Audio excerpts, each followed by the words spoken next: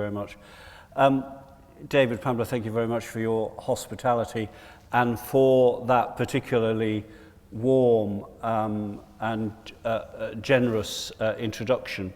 I was born and brought up in Durham, and a while ago I was invited to a service at the cathedral where I was ordained in 1985, long before many of you were born, I know. The Dean of Durham, my parents, who are not churchgoers, there's a story there, but you've not come to hear that, came to the cathedral along with my two sisters and two brothers. And the Dean of the cathedral was not quite as generous as you were, David, in terms of the introduction. And as the verger approached me to get me from where I was sat to the pulpit, before the Dean's lavish and generous introduction, my mother came towards me, and I thought that an absolutely wonderful, indomitable northeastern woman, who died, and I miss her very much still, came towards me, and I thought she was going to say, "Sock it to them," or "Good luck." And she said, "I don't care who they think you are, don't go on too long." There we are. So David, you just throw something at me when you're ready to move on. Let me just see if I can get this to work.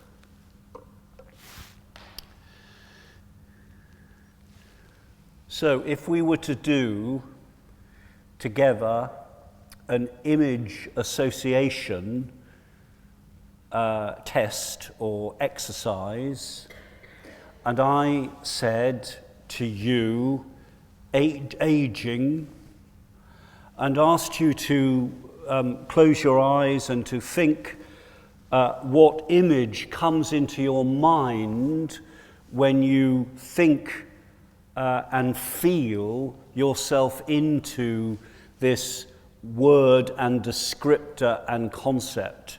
I wonder what image it would be. And that might be a starting point for some of our questions when I finish. What do we associate aging with?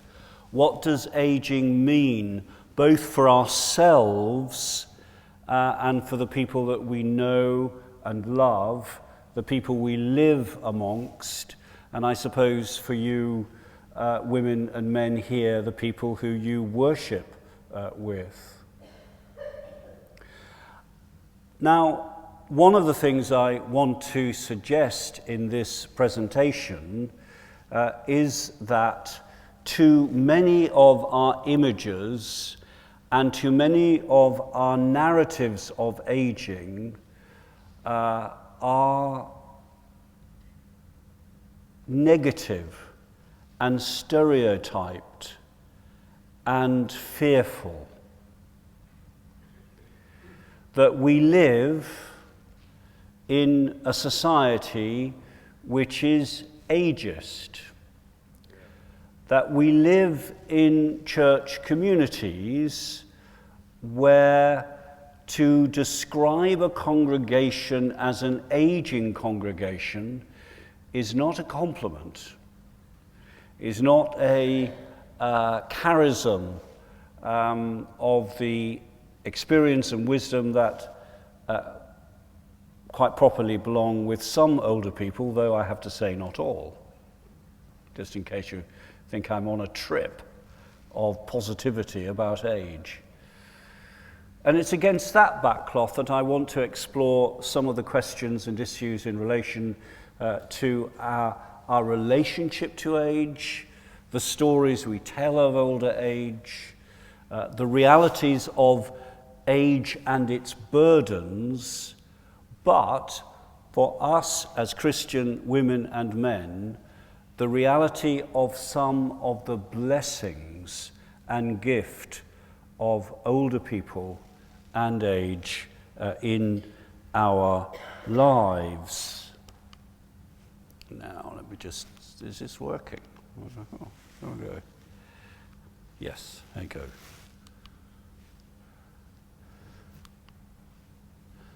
I'm finding it difficult to move my slides.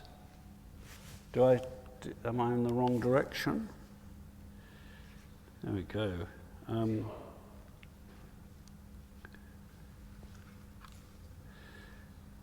It's a good job. It's a good job I'm not in charge of anything, isn't it?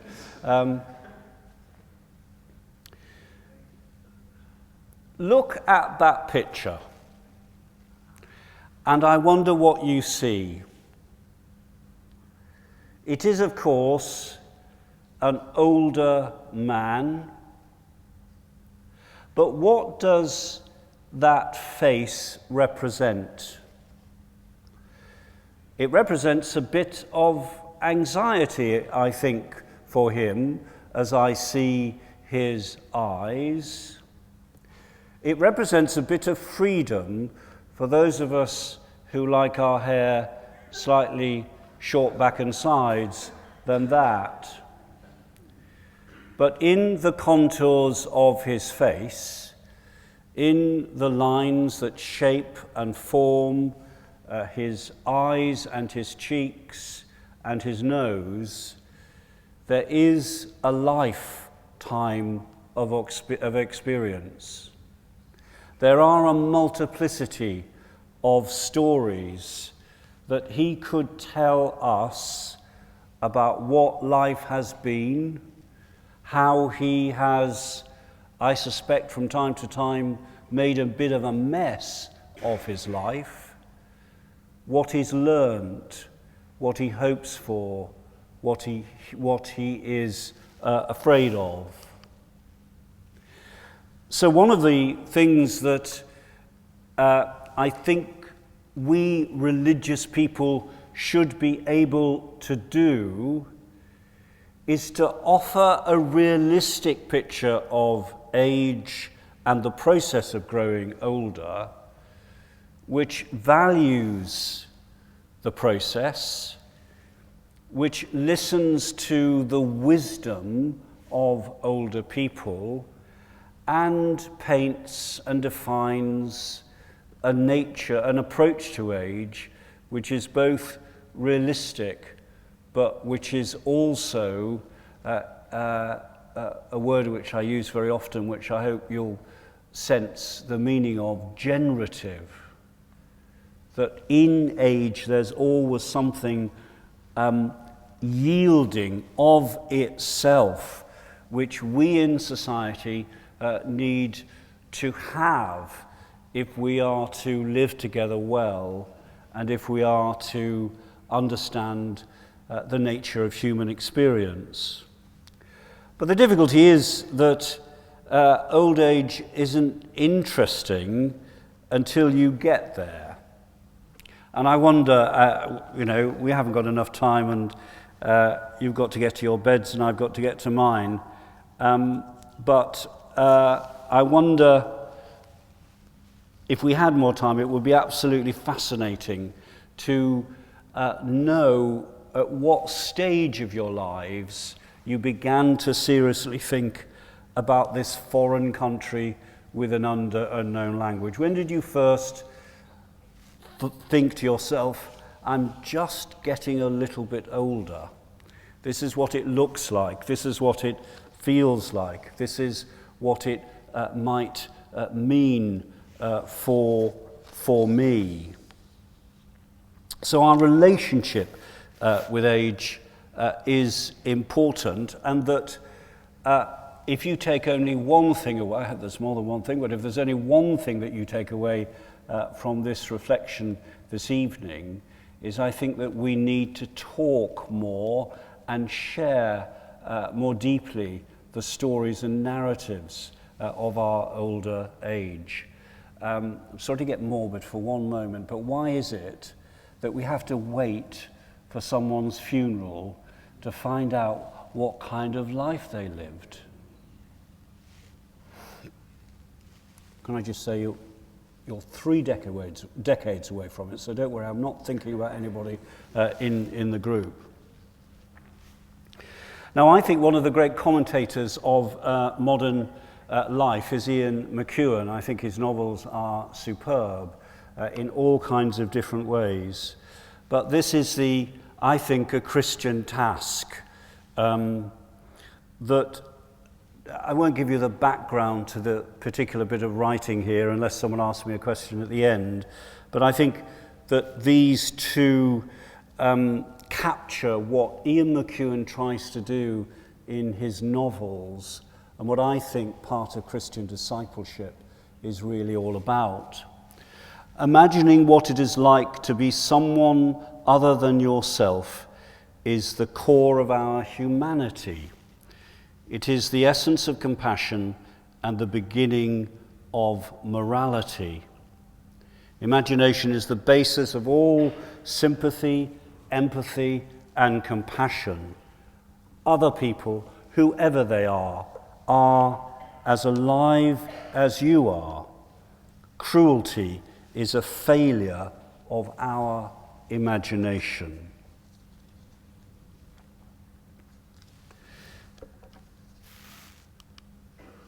So here is another picture. Now, one of the things that was very nice, having supper up on the hill with David and Pamela, was to see the photographs that were scattered. I mean, I wasn't being too nosy, don't worry. I was enjoying the food. But to see the photographs of their family, photographs of their life. I wonder which photograph of you most like and where you are when the photograph was taken and what it is about this particular image of you that you like. Now, this isn't a test, but this is a picture of Marlene Dietrich, who at the very end of her life was frail and was living with memory loss.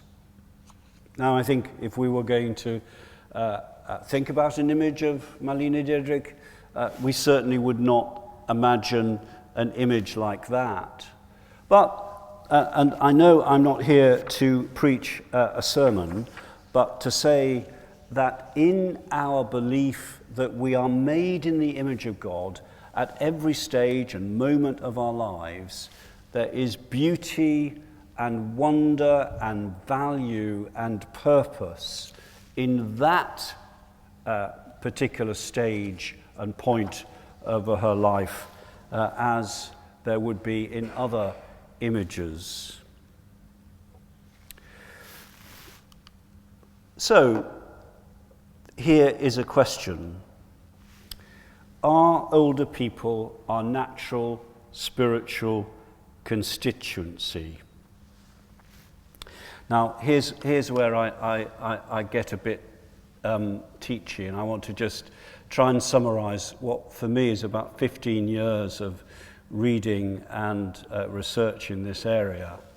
And the research is not is based around a longitudinal study over 30 years by a group of gerontologists working out of Southampton University, headed up by Peter Coleman, a friend of mine now happily retired. And what Peter Coleman did was he took a cohort of people at 40, 50, 60, 70, and he followed them through at a particular point through the decades, and he invited them into what were called semi-structured interviews where these individuals were asked to reflect upon the spiritual dimension of their lives. Where do you find meaning? What gives you a sense of purpose? Do you pray? What does God mean for you? There were many more questions than that, but this was a substantial amount of work. And here is the result of all of that. You can read it in his 16-volume work, if you like, but I don't recommend it.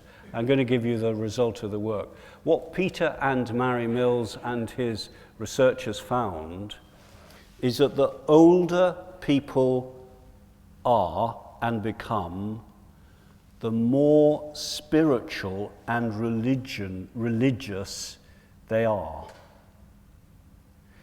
That an increased sense of our inner life, our belief and conviction about God, which may not translate itself into going into church, become much more intense as we grow older. Now, my own denomination, the Anglican Church, seems not to want to think about this kind of thing, because whenever it uses the phrase an aging congregation, it means that the congregation isn't being successful. But what we don't realize, of course, is that the reason there are older people in church in the numbers that they are is that they have and are having a more intense sense of spirituality and religion. I don't know if that reflects any of your experience, but let me give you the two reasons. Now, this is the Daily Mail version rather than whatever the opposite of the Daily Mail is. I think they're all as bad as each other these days, but that's by the by. Peter discovered that the two reasons why people become more intensely aware of their inner life are as follows. The first is that they are closer to their death dates than they are, older people are closer to their death dates than they are their birth dates. So knowing that our time is limited, knowing that our deaths are going to happen, and for some of us not that far ahead, for most of you 30 years, just in case you're getting bothered, intensifies your sense of what life's like. What have I done with my life? How am I going to unwrite all those people that I've really annoyed in the last 2 decades? Mortality intensifies our spiritual search. The second thing is, now I need to be a bit careful, I don't know you well enough about this, is that Peter argues that, I guess most of you saw a bathroom mirror at some point or other during this morning. It seems a very long time ago now. But what Peter says is that when we look at ourselves, try it tomorrow morning, you look at yourself in the bathroom mirror, and you just have a close look at what looks back at you. And what Peter and Mary and the hundreds of thousands of people they interviewed say is that when we really look at ourselves, we realize there's a bit of our lives that we've messed up. That there are things, I speak for myself, I'll never come back to Swanage again, otherwise. There are things that we've done that simply have been wrong. That it's what Peter and Mary call a moral awareness or textured awareness that all of our lives, in some shape or form, are a bit of a mess. And I know we sweep the mess under the carpet or under the kneeler or wherever else, but our lives are not perfect. I mean, I'm a bit more perfect than most of you, but, not that perfect. And so the awareness of our moral culpability, our awareness of our limitations, the awareness of mistakes that we've made, either deliberate or accidental, throw us back into thinking, who am I? What kind of human being am I becoming? And for those of us who are committed to the religious life, our discipleship, some questions about how far our religious nurture helps us live with the messiness and untidiness and difficulties of of life. Now, does that make any sense? And what Peter and Mary are saying is that these questions are going on consciously and subconsciously all of the time. What Peter would say is, if the church wants to grow, we break open this area of our spiritual lives and start talking about the nature of our spiritual journey much more intentionally. And what I discovered in a ministry that I was in Warwickshire is that the intensity of that spiritual journey becomes more alive when older adults reflect on their lives with younger people. This isn't about sanctifying every older person. It's about building a relational, conversational, intergenerational commitment to deepening spiritual awareness and reflecting on what our lives are. I mean, I think if you take anything away from this evening, I'm glad to be able to have introduced you to that particular piece of theory. So, how do we define our spiritual needs? These are obvious. You know them as well, if not better, than I. We need to feel valued and affirmed, to love and to be loved, to have a sense of hope in this life and beyond. I think we all remember, don't we, those points in lockdown and COVID when we thought to ourselves, when, oh God, will this all end? Perhaps we're still thinking, when will this all end? How do we nurture hope in this life? Of course, this is not entirely, the fourth point is not entirely related to formal religious practice, but many, though not all, do need to have faith or trust in something or someone. And in those interpersonal but spiritual realities, we search for peace and security and tranquility. And this is how these spiritual needs land in the everyday business of our homes, our streets, our communities, our churches, our life. This is why churches are so fundamentally important in the life of a community. We need to nurture community, and we need to build community, for in that community we travel with people who offer us some understanding and forbearance and acceptance. In that community, we celebrate things that matter and we laugh together.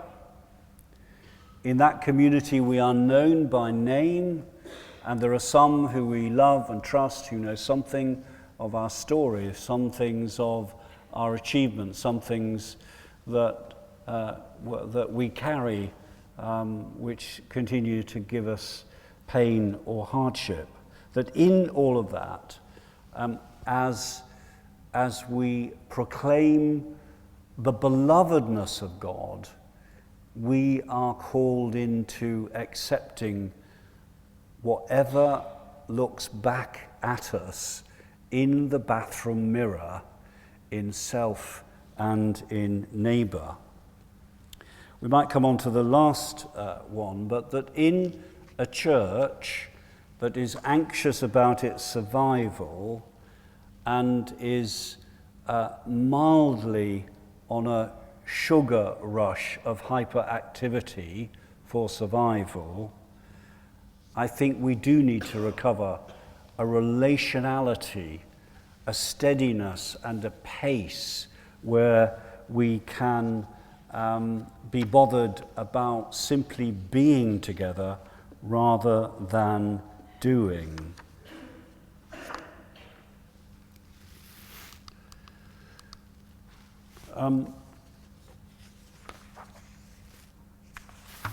Let me just, I think I may have, yeah, I want to pick up this here.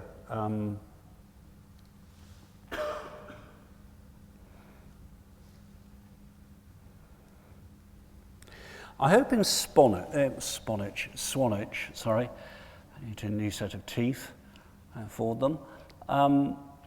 There are places where you have unexpected conversations with people outside of your family or other circles.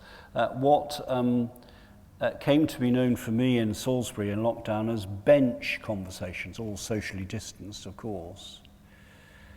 And we haven't got time to go into this, but I just want to share this particular question. If someone in that conversation, chewing the cud, you wear out the political scene, you sort out war and peace and the cost of living crisis, you get on to how you're feeling about your life and your journey ahead of you, and someone asks you, do you know what, I know you go to church, what's your spirituality based on? What matters for you about your spiritual adventure, your spiritual journey, your spirituality? What does it taste like? What color is it? What does it feel like? I wonder how you would you describe that? And here's another further question built on the work of Fowler and others. If you desire your spirituality to deepen and grow, what do you think you need to do in order to nurture your soul, to deepen, enlarge, excite, stimulate your spirituality? And is your church, this is a very dangerous question to ask, is your church helping you to grow spiritually? I'm sure it is. Helped, I'm absolutely sure, by living near the seaside.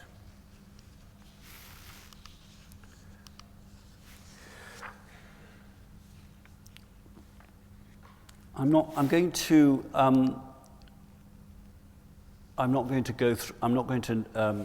name all of these. I'm not going to go through all of the slides. And I should just say that David's got a copy of these slides, so if you want to pick them up, David will pass them on for £5.50. I'm joking, David. I love that picture. Look at that determination. Look at the life and the pathos and the feeling of her gaze. Look at the wisdom which is in her facial features, the lines, the grey hair. Look at the beauty of her grey hair. That, I think, I have no idea who it is, but I'm imagining how she got to that particular point. Look at those lips that are a bit tighter than mine or yours, I should think, sometimes. I think wonderful. Now, just in case you think I live in some measure of la-la land, which of course I mostly do, living in Salisbury and being a man and coming from the north, I don't want to idealize old age. Someone once said to me when I was working in a large centre for the care of older people in Temple Borstal, it's no fun getting older, James, just you wait. Older age does bring its diminishments. It brings social diminishments. Our life diminishes. It brings the death of contemporaries. I'm sure there are many of you here this evening who have been to a number of funerals recently of people that you miss, people that you cared about. It does, for some, bring sickness or incapacity. My mother, who told me not to, she'd be saying, "Will you please shut up, James? You know, you're now 35 minutes in, you'll be killing these people off by the time you're finished." She developed dementia and had a terrible, terrible, terrible time at the end of her life with dementia, cared for by my father at home heroically. But the way in which that memory loss shaped and affected her will haunt me forever. It's not for everyone, and it's not the route that only some of us will take, of course, but there is in old age, as you know, when I'm finished and you need to get up out of that chair, it will take some of you a bit longer to get up out of the chair than others. That's just the way it is. So we are coping with losses and changes, and we are trying to retain our identity and our singular integrity even when our brain is changing. And we need to talk about these diminishments.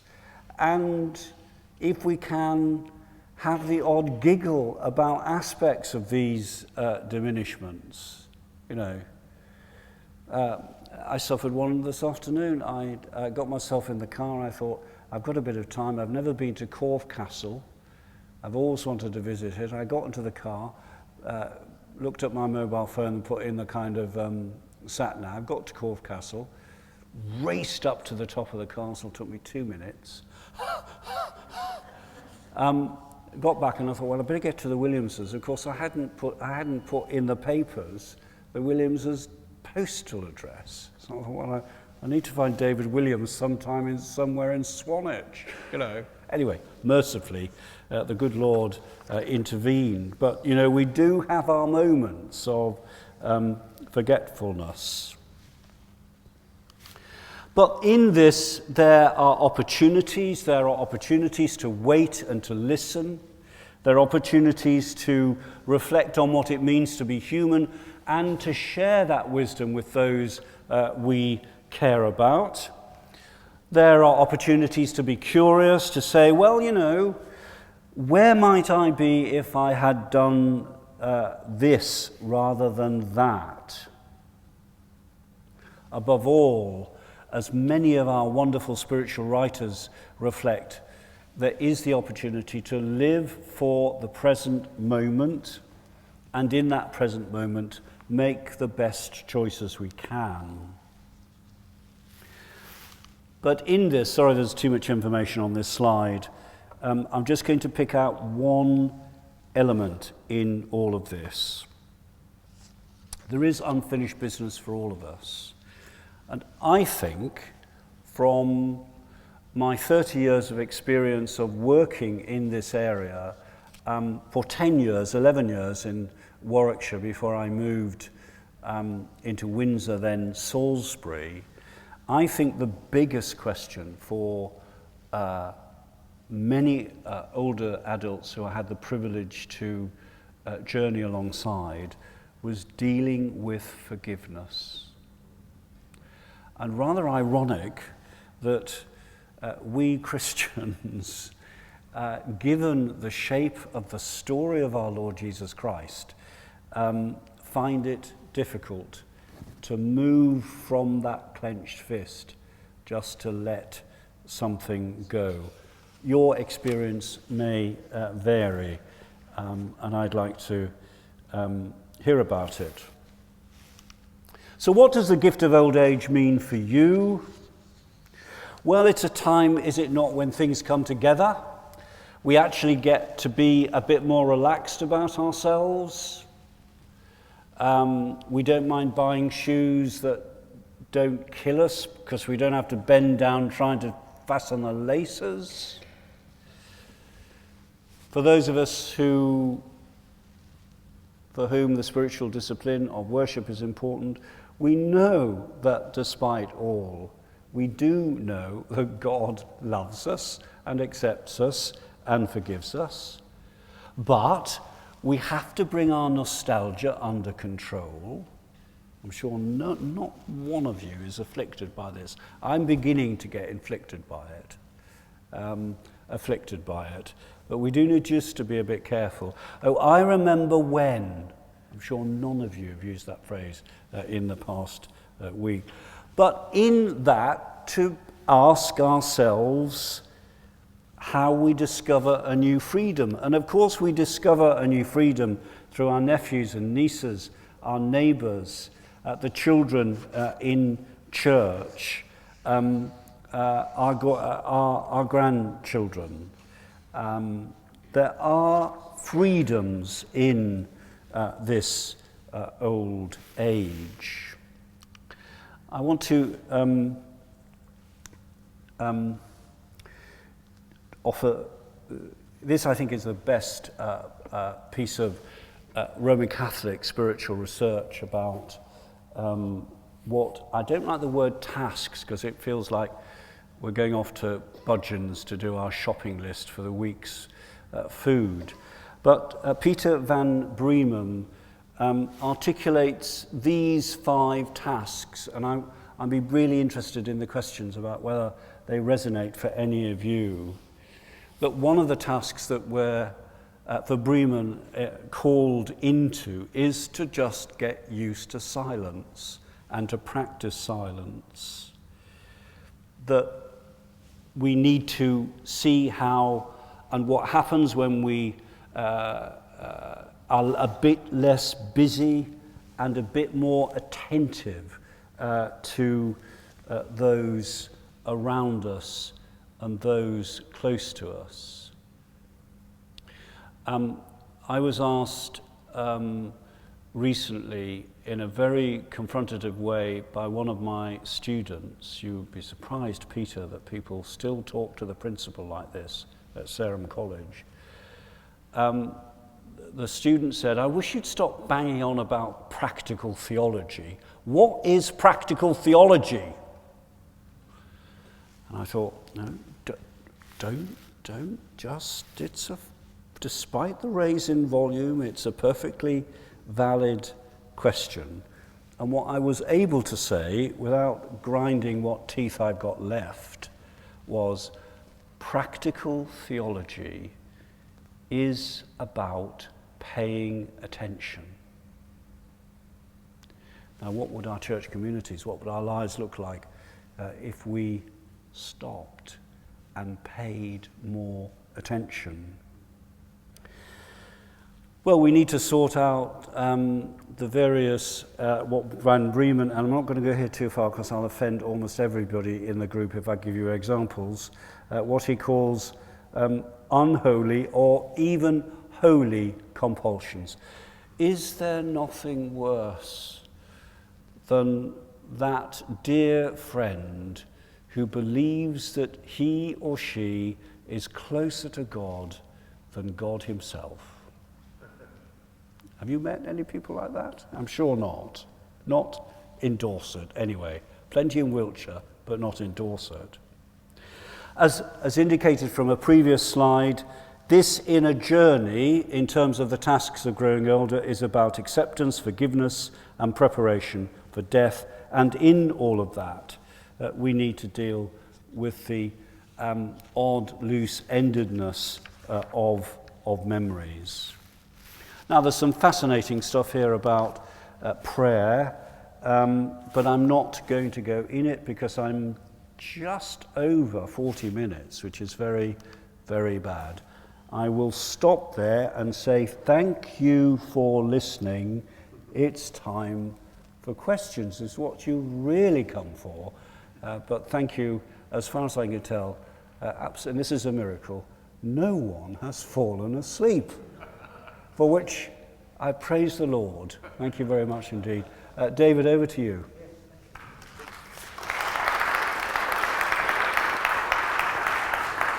Thank you.